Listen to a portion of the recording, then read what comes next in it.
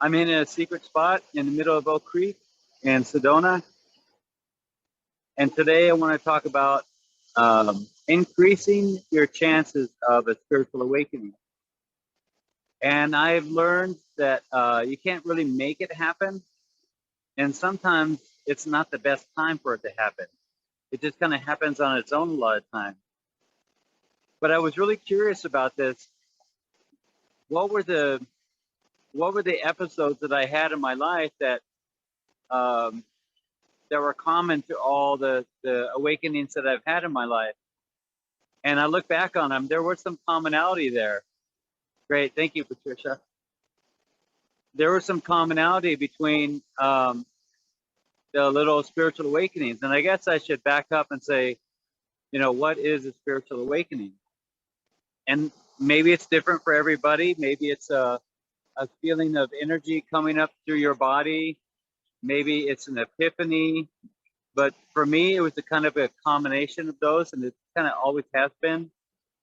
For me, it's always been where I'm completely in the moment, completely here now, feelings of bliss, feelings of non-attachment to the world. In fact, loving the world exactly as it is, having compassion for the suffering that I and other people have had, and embracing all of it. And it's this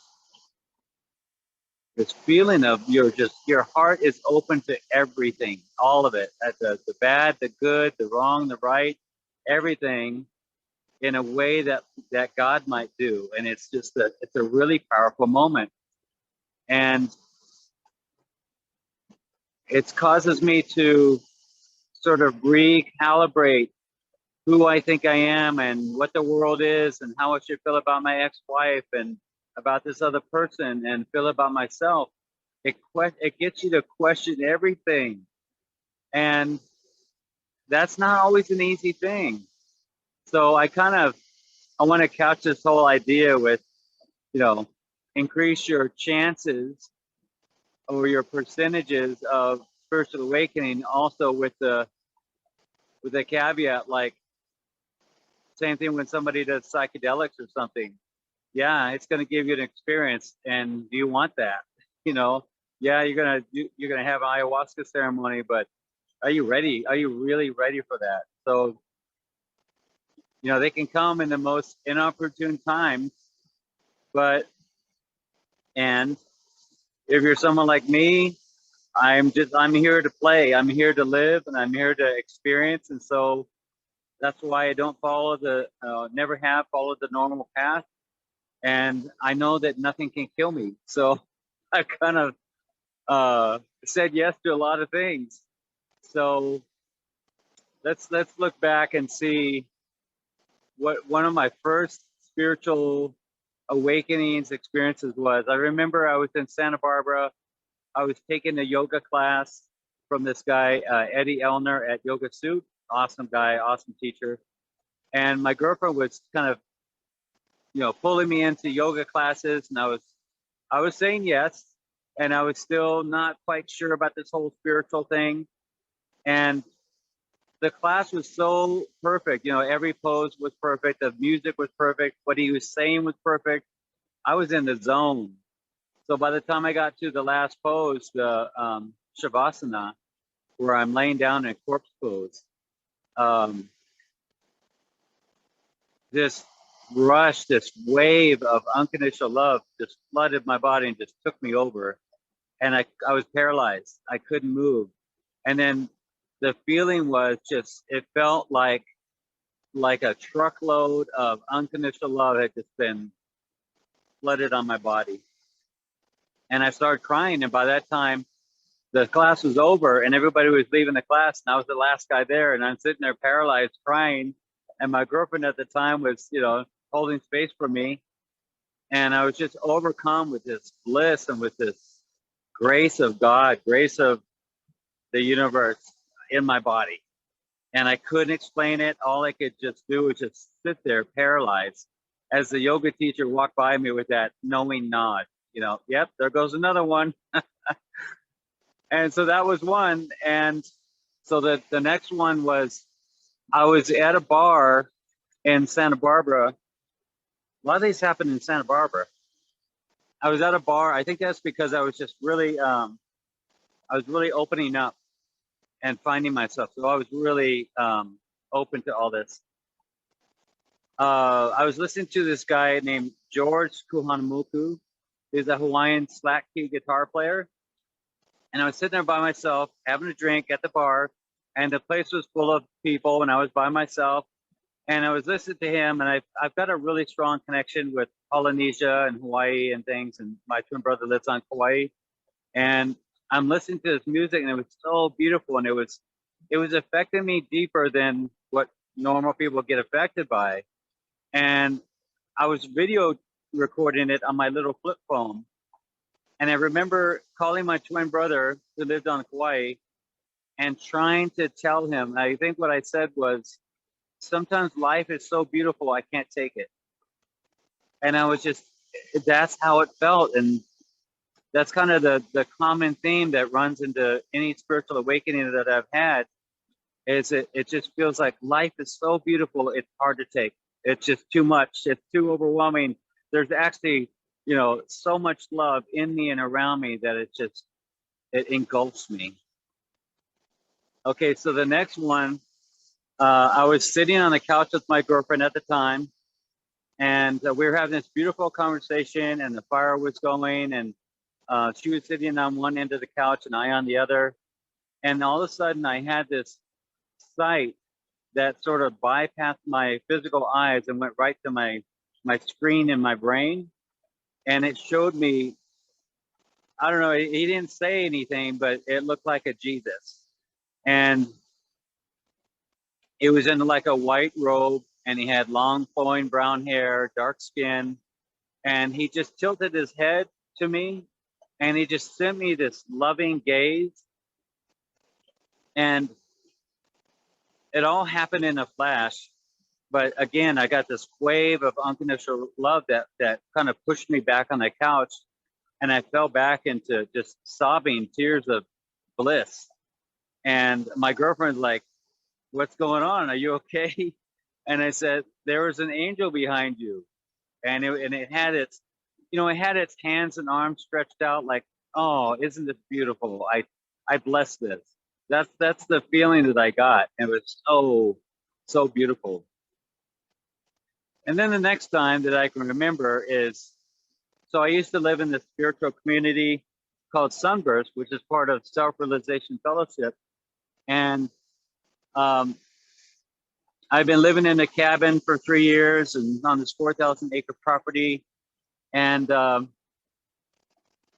decided to leave the community and go on this 2,000 mile bicycle trip.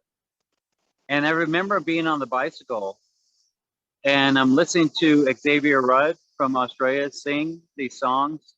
And this one song came on called Spirit Bird. And he's got all these songs all these sounds of birds, native birds to Australia. And, I'm riding 50, 60 miles a day. I'm by myself. I feel so liberated and free. And just the whole combination of being tired and energized at the same time, and listening to this music. And I'm out there on the road. I think must have been in Washington or Oregon, and just listening to that, while I'm riding the bicycle, I break down in tears of the bliss of it all.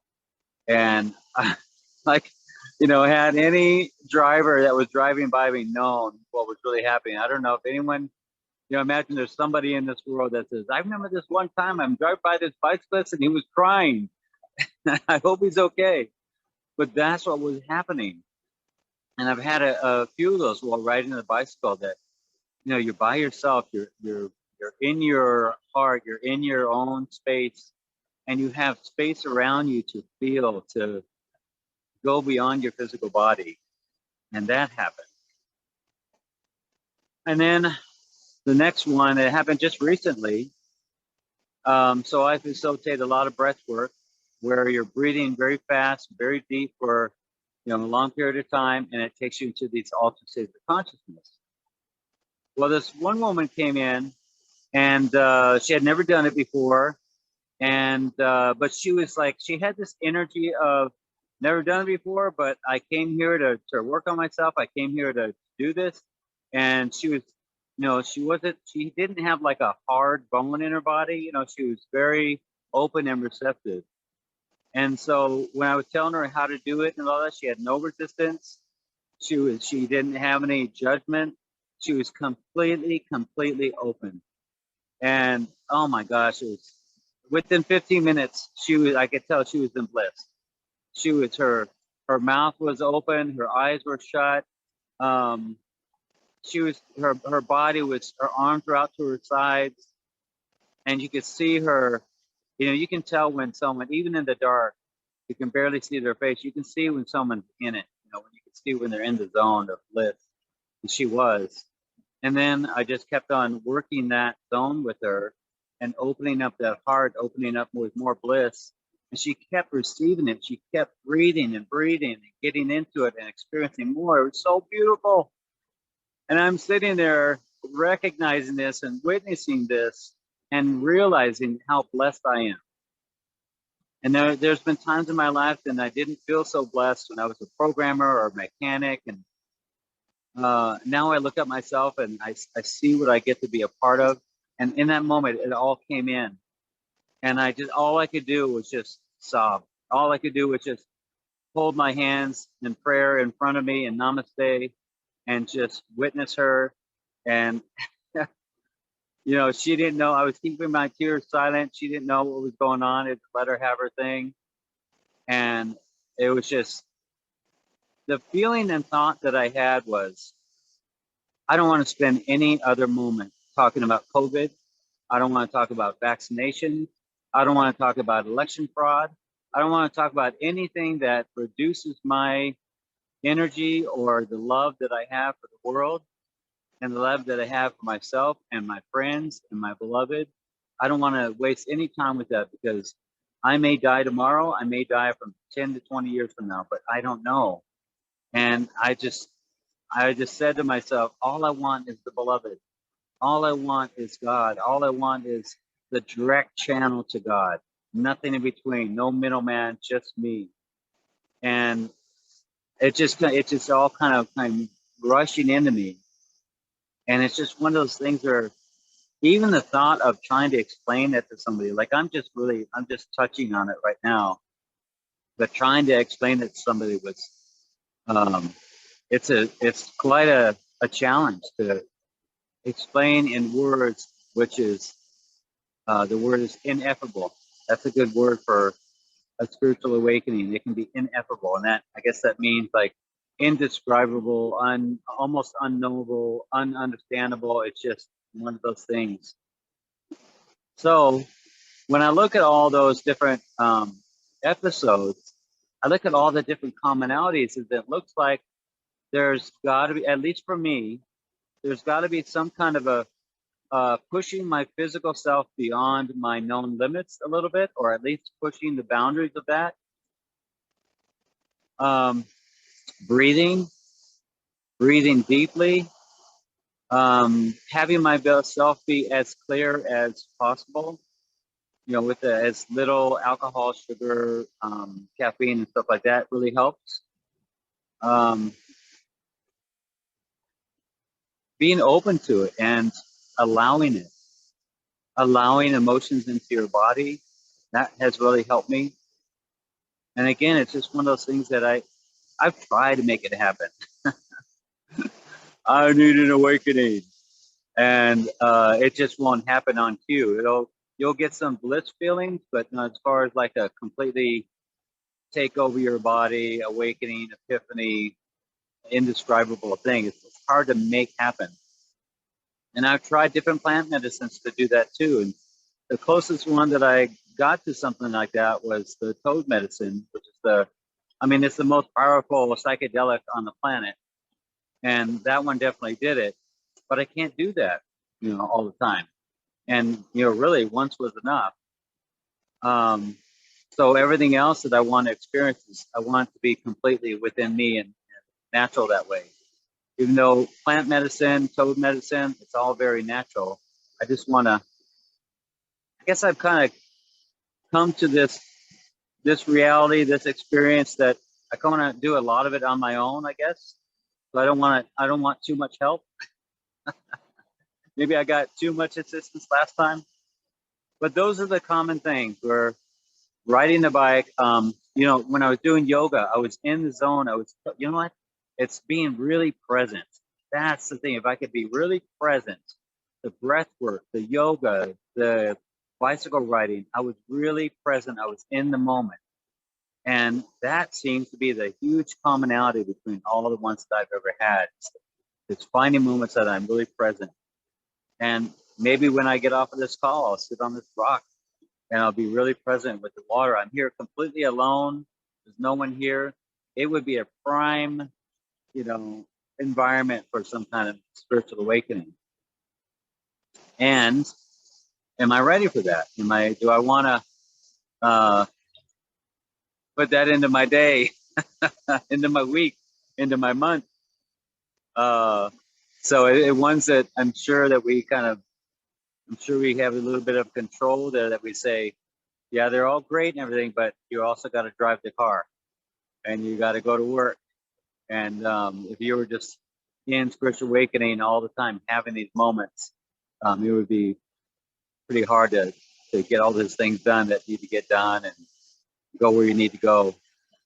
So they happen when they're ready to happen.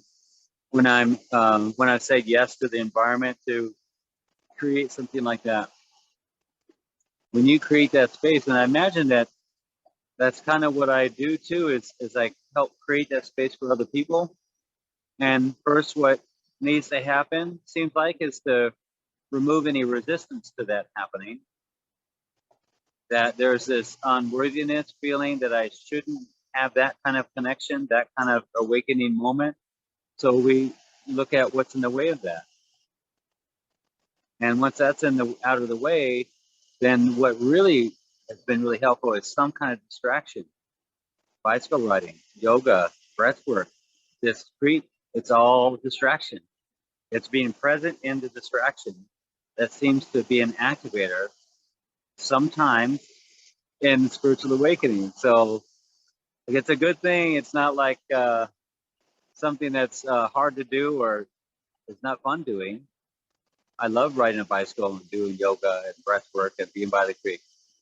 And maybe there's something in that's beyond my physical experience that might happen. Awesome.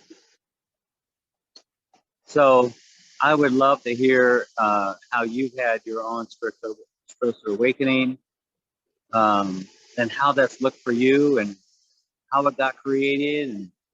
And I know it's difficult to explain, but whatever words that you want to put to that, I'd love for you to send me an email, and I'd love to share those maybe on the next video or next channel. You can send it to Daniel Posney, Posney, @gmail.com. I would love to hear those. I'm really excited to hear how everybody else gets their moments of bliss and divine union and this feeling like it's way more than what your mind says it is. I'm just really excited about that. So I think that's it. I'll say my goodbyes and my thank yous and my love yous and bless you.